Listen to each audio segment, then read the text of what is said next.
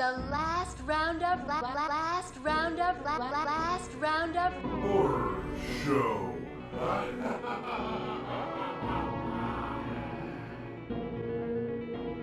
I discovered there is life after death. How do you know?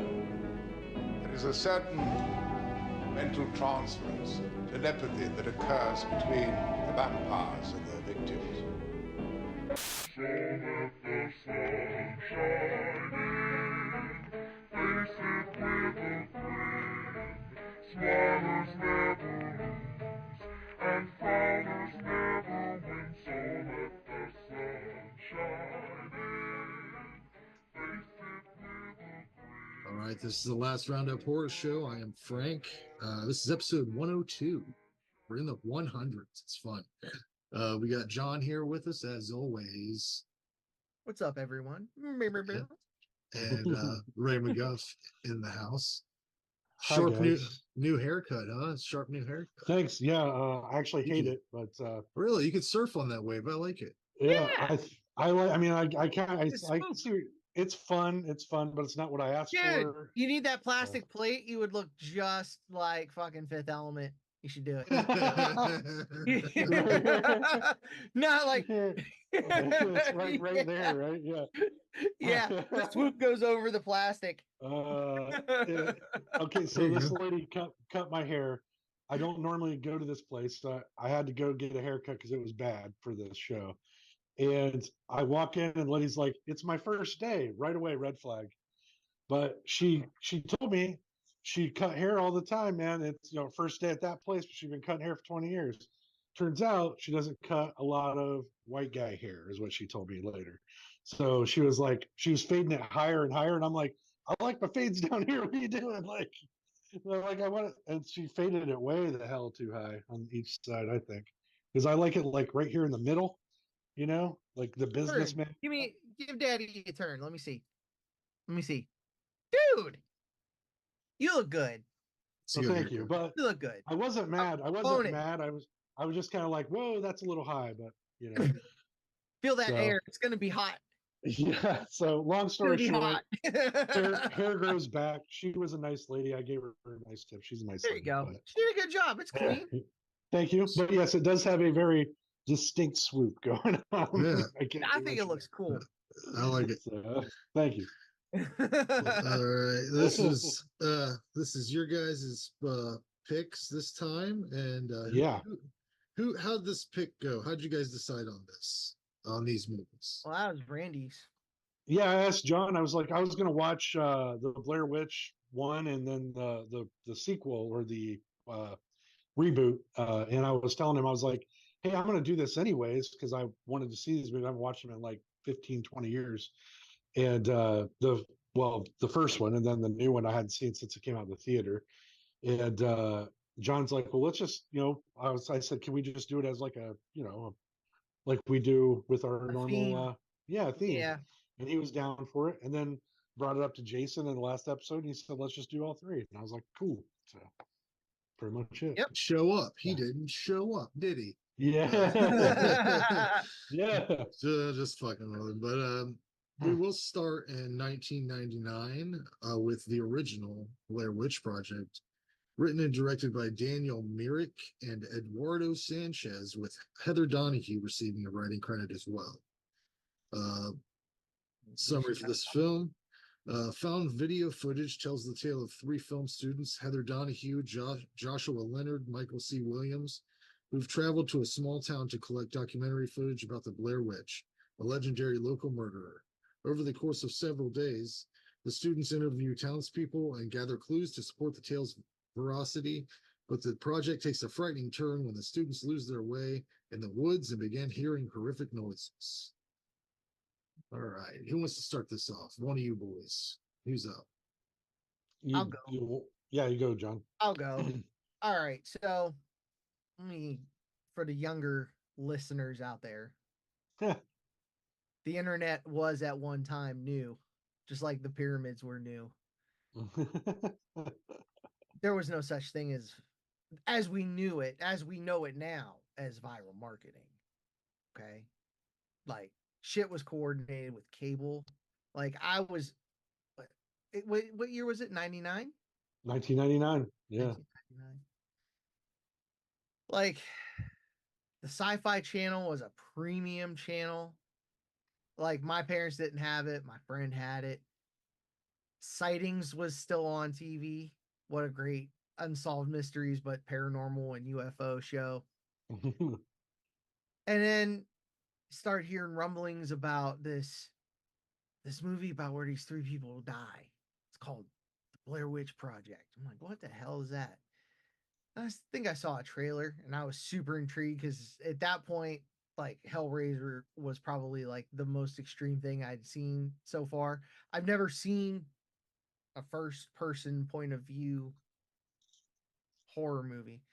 Right. I don't think it And, existed before this. So well, that I mean, that's a whole other thing. Like okay. when Cannibal Holocaust came to some prominence later on, I think it was Eduardo Sanchez said if he'd known about it, he probably wouldn't have made it. He wouldn't Okay. have made Blair Witch. I Well, at that time, believe, I did not know of that film. So yeah. And then so they had to support the release of the film and to add the mystery, which I watched this today, Curse of the Blair Witch. It was a special that aired on Sci-Fi Channel. It gave you the whole mythology. Dude, they got relatives and like actual girlfriends and stuff. I'm pretty sure like that was definitely Mike's brother. They look alike. There's pictures. You know what I mean? Like it was like that was the icing on the cake. And you know, at the time I was like, I don't know what a snuff film is. You know, I'd never even heard the term at that Right. point in my life. So I went to the theater and saw it. I was staying up in Erie at my uncle's place. And we went to the movie theater and saw it opening day. I was super jacked. I was like, I'm super excited. Like people are gonna die on screen. This is nuts. You know, like it scared the shit out of me. I believed it was real. Like I went in there like this shit is real. I don't know how the fuck they're gonna be allowed to show this. This is like I was hook, line, and sinker, dude. Like it was done. And for me, it delivered. It's one of the coolest movies I've ever seen. Like it had an impact on me as far as like style and the look for what I would like want my movies to look like. You know, like I love found footage. Right. This was the found footage one. This is the even though Cannibal Holocaust, yeah, but this one was released wide and seen by everyone, not just, you know, a cult of fans. Yeah. I loved everything about this movie. I still do. It's still the one part still there's two parts in it that still kind of creep me out. Um one is where they wake up and they're surrounded by the dolls hanging from the Yeah. tree. There's this one, it's like not the super hairy one, but it was just like hairy just enough, and the twigs looked like fingers, and it was just the way it spun and the light hit it. It just oof, it was just something unsettling. It was like the film, the realness of the film, of the video of the you know that they shot on. It was I think it was digital 8 or high 8 or something like that, and it just all felt like super real. It was like one of the coolest movie experiences I ever had next to Avengers. Like that was rad. Avengers in 3D was rad. I'm the first, you know, because that was it. Yeah. This wasn't like a horror event for me, and it delivered on all aspects. The acting was authentic, even if it did get a little annoying at times. But I feel like how rational would they be? I still don't like the dude kicking the the map. That was I so dumb. kicked that map right in that fucking Yeah, creek. that was like I get you're mad, but like I mean, why? You know, that was like a bad plot point. I mean, I could see our friends, Frank, back in the 90s kicking a map into a creek when we got mad. Would have Oh happened my probably. God. Yeah. Especially if we were just walking around in circles constantly. Yeah. Like the map wouldn't matter at a certain point. You'd just be like, fuck it. We're Yeah. fucked. But, And then I the could other see- part, the yeah. other part that creeps me out was when they're in the tent and then you start hearing the sounds of the Oh, kids yeah. and stuff. And then the tent starts shaking, and it was like there was one sound in particular. It was like a reverse, like inhale cry. I don't know. It was so weird. It's like it's to me it's real distinct, and it just like it just caught my ear, and it was like, ooh, what the fuck was that? You know, and then the tent started shaking. I was like, ah, shit. Oh my God, what's happening? You know, I was like, I was in there, you know, it's first person's point of view. It's like VR without the V, you know? Right. It's like you're the camera, you're watching, you're experiencing this shit. It was a great ride. Um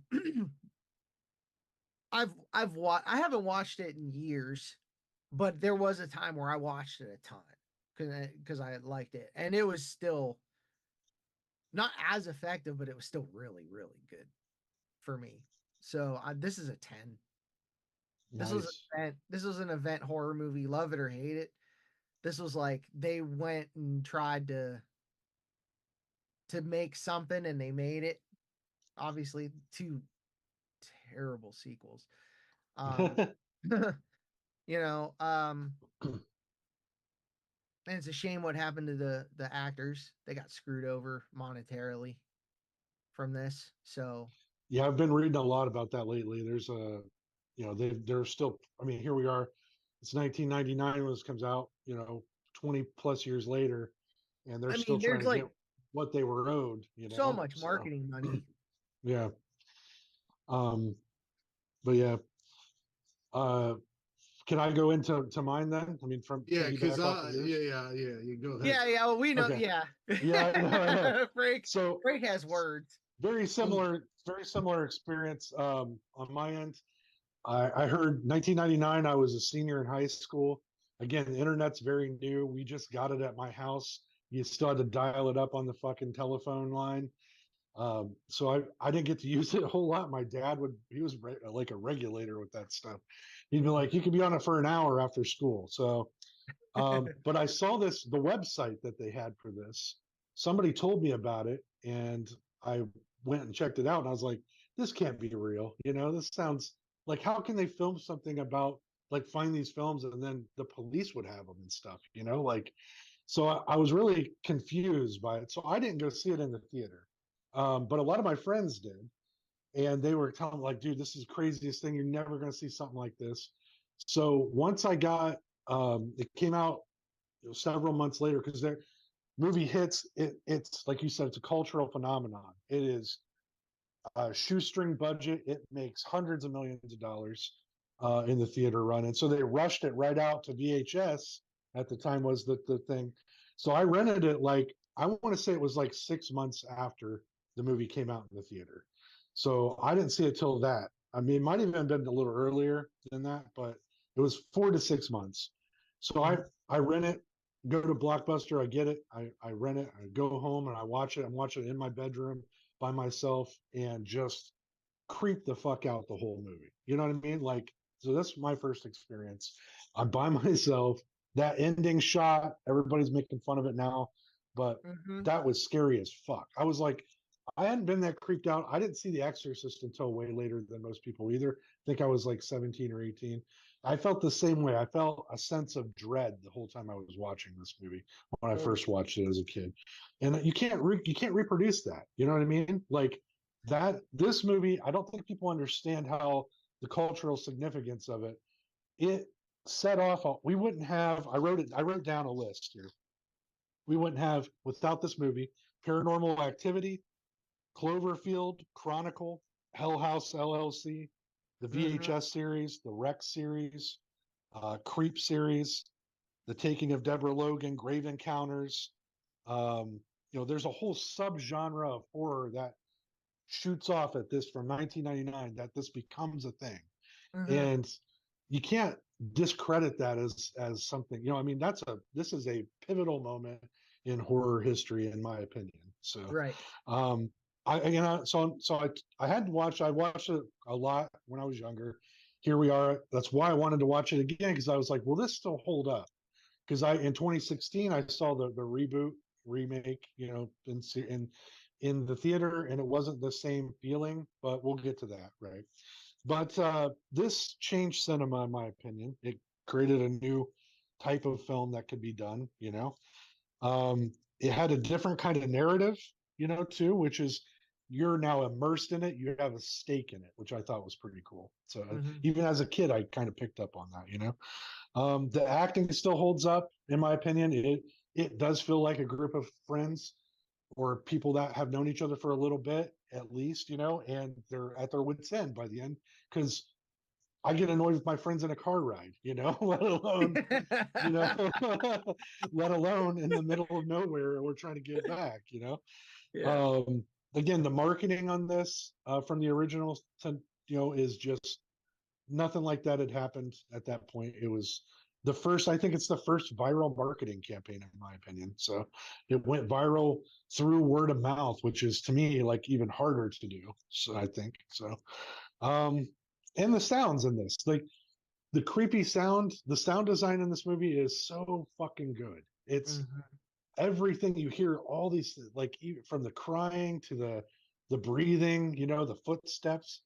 Now I will admit I watched this on Blu-ray this time, and the running, Jesus Christ, it makes me sick. But this is their first time. This is a first time thing, right?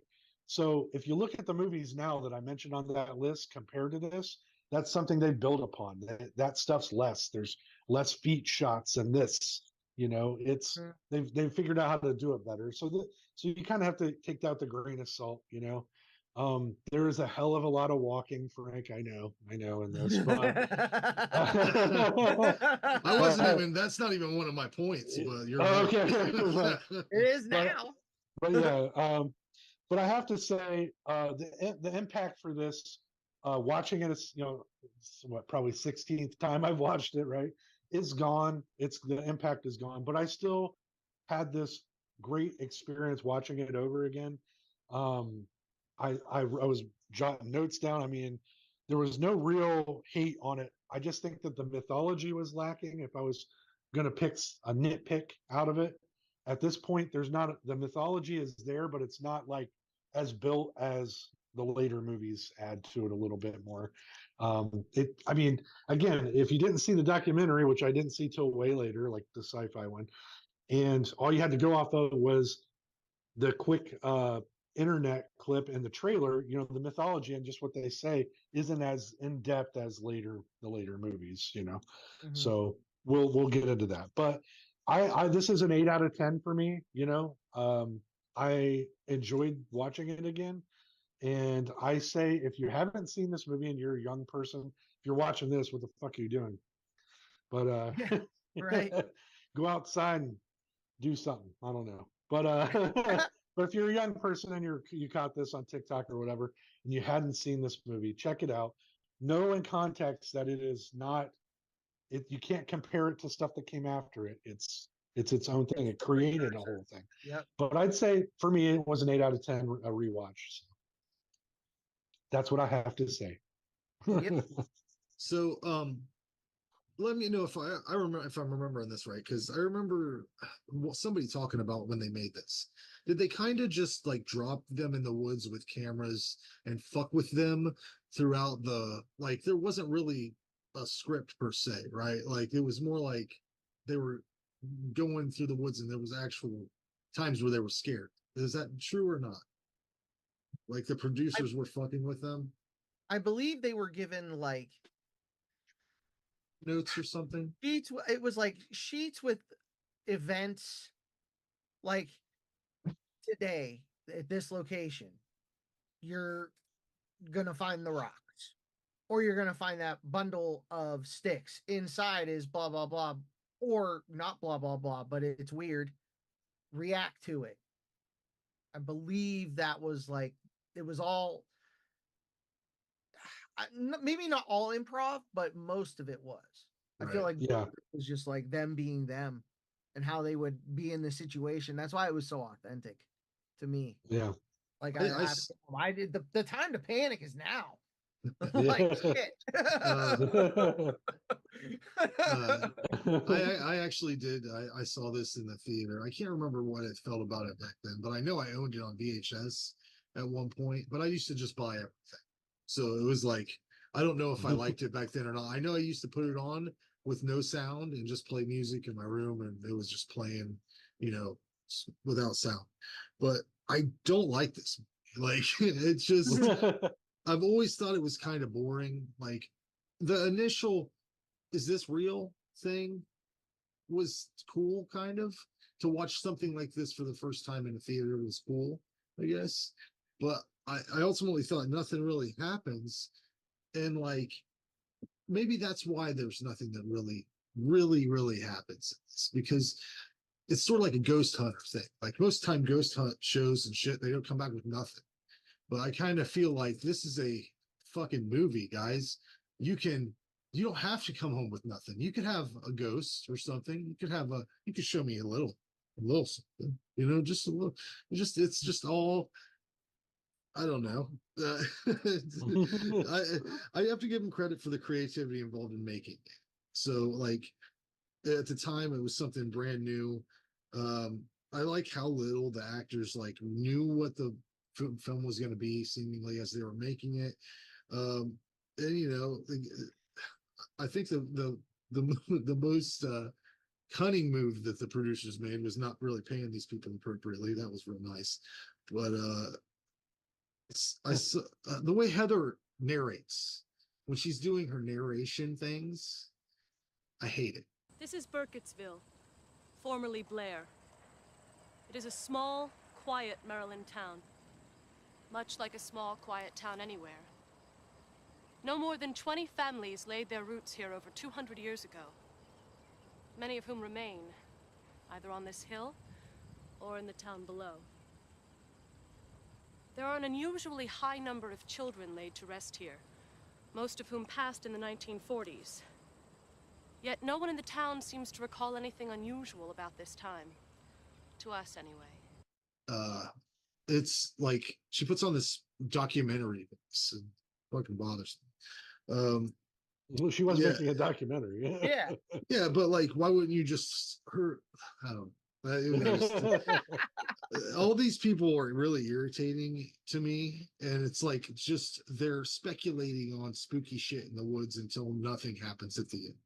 And it's like I think that we could make this, because all these movies have a similar thing.